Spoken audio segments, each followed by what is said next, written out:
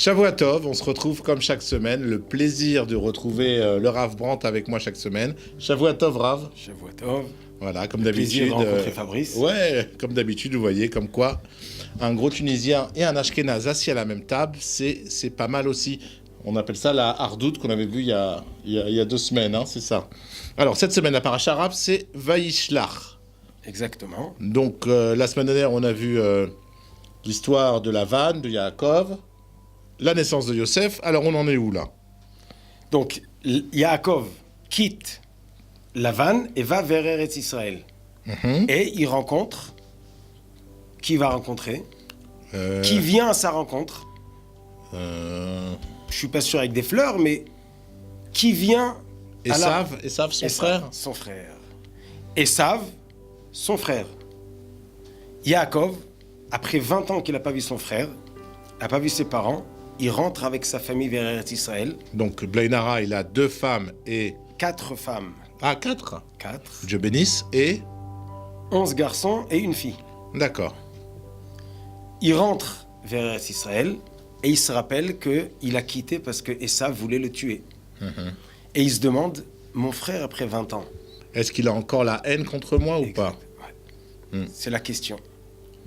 Depuis des milliers d'années, le peuple juif se pose la question, est-ce que les goïms, les peuples, veulent du bien ou du mal? Est-ce qu'ils sont avec nous pour nous aider ou peut-être faut se méfier? Ou les 2. Oui, mais c'est pas le top. C'est pas le top. Nous disons tous les jours dans le Hazyashir, Vehaya Hashem le Melech, Bayom Ahu, Yeh Hashem Echad, Ushmo Echad. Ah, c'est dans la prière du matin. Oui. Ah, Ziachir, Moshe, ou Béné, Israël. Tout le monde le connaît de la bar mitzvah, ça. On se rappelle de ça, ouais. Ah, Ziachir, Moshe, vous vous rappelez, ouais. Allez-y, Rav. Donc à la fin, Vehaya Hashem le Melech, Bayom Ahu, ce jour-là. C'est quand ce jour-là que Dieu sera entier. Ce jour-là, il y a une allusion dans la paracha de la semaine. C'est le jour où l'humanité entière reconnaîtra Akadosh Baruch Hu. Mais c'est qui gêne? Qui c'est qui n'admet pas la présence divine? Alors à la sortie d'Égypte, le premier ennemi qu'on rencontre, il s'appelle Albert. Amalek. Amalek qui est un petit-fils de Esav. Et Amalek n'accepte pas la présence divine. Et Amalek va rester tout le long de l'histoire, par Haman, comme on a parlé la semaine dernière, ou il y a 2 semaines. Peut-être que les Allemands sont les petits-fils héritiers, ou dans l'idée, de Esav. Donc on a Esav, Amalek, Haman, des ennemis tout le long de l'histoire, malheureusement. Yaakov va voir son frère et il se demande, est-ce qu'il est mon frère ou il est encore ennemi? Le Ramban nous dit, de cette paracha, nous apprenons pour tout le long de l'histoire, Doron, Tfila, Milchama. Cadeau, prière et... Guerre. Ou pas vraiment guerre, mais Conflit. se défendre. À se défendre. Donc Yaakov, il ne sait pas. Donc d'abord, il va prier à Kadosh Baruch Hu. Deuxièmement, il va envoyer des cadeaux à Esav. Et il va partager son camp en 2 pour que si malheureusement son frère est encore un ennemi et que malheureusement il arrive à faire du mal, que ce ne soit pas à tout le monde et que ce ne soit pas, chas v'shalom, une extermination du peuple. Donc, Yaakov va rencontrer Esav. Qu'est-ce qu'il espère, Yaakov? Yaakov va acheter les brachot de Esav. Tu te rappelles, tu nous as dit qu'il les a payés combien? Un plat de lentilles, 17 shekels 50. Yaakov, après ça, il a pris les brachot. Il voit que son frère le haït. Mais est-ce que c'est obligatoire? Est-ce qu'ils ne peuvent pas s'arranger? Ils auraient pu trouver un terrain d'entente. Yaakov pense qu'il peut avoir un terrain d'entente. On va prendre un exemple. Dans le peuple juif, dans les enfants d'Yaakov, il y a Yissachar et Zevulun. Yissachar étudie la Torah. Et Zevulun va à la pêche. Va à la pêche. Va avec les bateaux, il va faire du business. Et ils se mettent d'accord les deux. Il lui dit, toi Issachar, tu étudies la Torah. Et moi, je m'occupe de te nourrir. Zevulun va nourrir Issachar. Exactement. Donc ils partagent l'argent et ils partagent le mérite de l'étude de la Torah. Super. Donc on peut faire une union tout en étant différents. Mais dans la Torah, dans le peuple juif. Cette union de Issachar et Zvouloun, Yaakov, ou peut-être même Yitzhak, espérait qu'on peut la faire entre Esav et Yaakov. Yaakov va être l'aîné, mais Esav va aider, va œuvrer pour, va faire partie. Donc Yaakov, il va à la rencontre d'Esav. Dans l'objectif, peut-être Esav veut s'associer à lui. Mais le problème, depuis le début de l'humanité, c'est le kavod. Comment on dit kavod? L'honneur. L'honneur. C'est qui numéro un? C'est moi ou c'est toi? Ce problème, on a tout le long de l'histoire. David Amelech et Achitophel, la même chose. Qui c'est numéro un? Esav, Yaakov, qui est numéro un. Yitzhak et Ishmaël, qui est numéro un. Des fois, on peut arriver à être numéro 2 et jouir de tout le bien. Mais l'honneur nous fait tomber et on reste sans rien. Esav, à la rencontre de Yaakov, il l'embrasse. Et nos sages donnent 2 explications. Est-ce qu'il l'a embrassé sincèrement ou en réalité il voulait le mordre? Ça veut dire, est-ce que je vais l'aider ou je vais le détruire? Et malheureusement, il a choisi de venir détruire. Il est venu avec 400 personnes pour lutter contre Yaakov. Mais il n'a pas réussi. La paracha nous raconte que Yaakov, il a rencontré le malach, l'ange de Esav. Il lui a donné un coup sur le pied, sur la hanche, mais il ne l'a pas tué.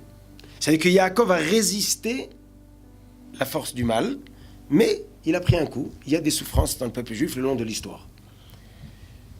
Et là, cette histoire, il nous dit le Ramban, tout le long de l'histoire, ça ressemble à ce qui se passe.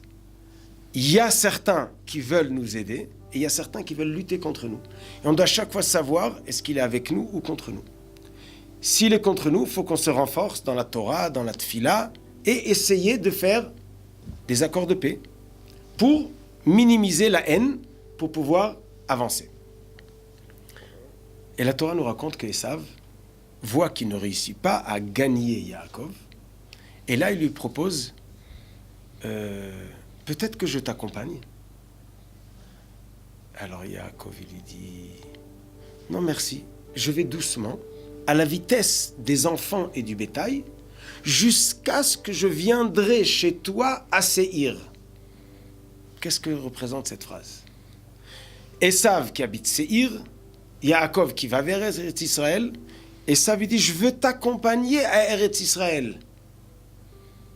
Séhir, c'est en Eretz Israël? Non, Séhir n'est pas en Eretz Israël, mais Yaakov va vers Eretz Israël. Esav lui dit peut-être je t'accompagne. Yaakov dit non merci, je vais doucement à la vitesse de mes enfants et jusqu'à ce que je viendrai chez toi à Séhir. Et Yaakov ne va pas du tout à Séhir, il va vers Eretz Israël. Nachon. Donc nos sages nous expliquent que Esav veut avoir une partie de la bénédiction du peuple juif, veut s'associer, mais pas une association sincère pour les aider, mais au contraire pour les détruire. Donc Yaakov dit non merci, ne m'aide pas et ne me gêne pas. Mais est-ce qu'on va jamais se rencontrer? Bien sûr qu'on va se rencontrer. Là Yaakov dit un jour on se rencontrera à Séhir. Ve'alu Moshiim be'ar Tzion lishpot et Esav ve'haïta l'Hashem amlucha. Et ils vont monter les délivreurs. Ve'alu Moshiim be'ar Tzion. Quand les délivreurs de Tzion, de Yerushalayim vont venir, ils vont aller chez Esav. Ils vont aller détruire Esav.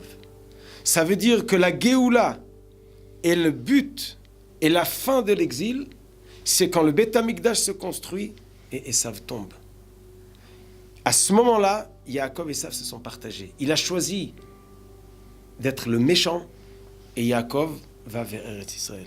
Un jour, Yaakov dit, je vais te rencontrer, mais pour t'exterminer. C'est ce qu'on dit tous les jours dans le Az-Yashir. À ce moment-là, le nom de Dieu sera entier. C'est quand? C'est quand la force du mal de Esav va être complètement détruite. Mais malheureusement, ça va être tout le long de l'histoire. Et c'est que à la fin. Comme nous dit le verset, Ki yad al keis ka, milchama l'Hashem la Amalek midordor. La guerre contre la force du mal et toutes les générations. Et à ce moment-là de Vaishlach, ça s'est séparé. Et tout le long de l'histoire, on a ceux qui veulent le mal et ceux qui essayent de faire le bien. Alors, est-ce que Yaakov, dans notre paracha, a retrouvé Esav après cette histoire ou non? Pas dans notre paracha. Mais dans la paracha, il nous dit, un jour on se rencontrera. Et est-ce qu'ils vont se rencontrer eux? Pas dans les temps, je te parle. Est-ce que eux ils vont se rencontrer? Yaakov et Esav sont les parents. Les enfants, c'est les parents, c'est la même chose. Mais je voudrais ajouter, le long de l'histoire, on a beaucoup qui se convertissent. Rabbi Meir est un fils de guerre. Rabbi Akiva est fils de converti. Shmaya Avtalion, fils de converti. Il y a même des peuples qui étaient gentils avec le peuple juif sans se convertir. Rébi et Antoninus. Même Titus, quand il a envoyé son chef d'armée, le premier, il a dit « Mais qu'est-ce que je suis en train de faire? Je fais du mal aux juifs. Un jour, je vais le payer. » C'est dommage. Il a quitté. Il y a la possibilité pour toutes les nations du monde d'être à l'aide et pouvoir s'associer à la réussite du peuple juif, puisque c'est la réussite de toute l'humanité. Quand il y aura le Beth Amikdash, Be'ezrat Hashem, ça sera encore plus qu'au moment de Shlomo HaMelech, que tous les rois et le monde entier, il a joui de cette réussite, de cette bracha. Mais malheureusement, Esav, en tant que peuple, ou en tant qu'idée, il a choisi le mauvais chemin. Donc l'histoire de Vaishlach, elle nous partage, elle nous éclaire Yaakov qui va vers Eretz Israël et Esav qui essaye de faire la guerre. La paracha nous raconte qu'il n'a pas réussi, et d'un autre côté, la vraie réussite, elle sera qu'à la fin des temps. Tout le long de l'histoire, on doit lutter intelligemment, cadeau, tfila, se défendre, jusqu'à la fin des temps, qu'on espère qu'il sera vite fait et sans guerre et sans sang et sans souffrance. C'est ce compris que la Géoula vienne Vetechezena enenu beshuvcha letzion berachamim, avec de douceur, tendresse. Bisounours. Alors on souhaite à tous une Géoula de bisounours. Amen. Amen. Shabbat shalom. Shabbat shalom et à la semaine prochaine. Be'ezrat Hashem.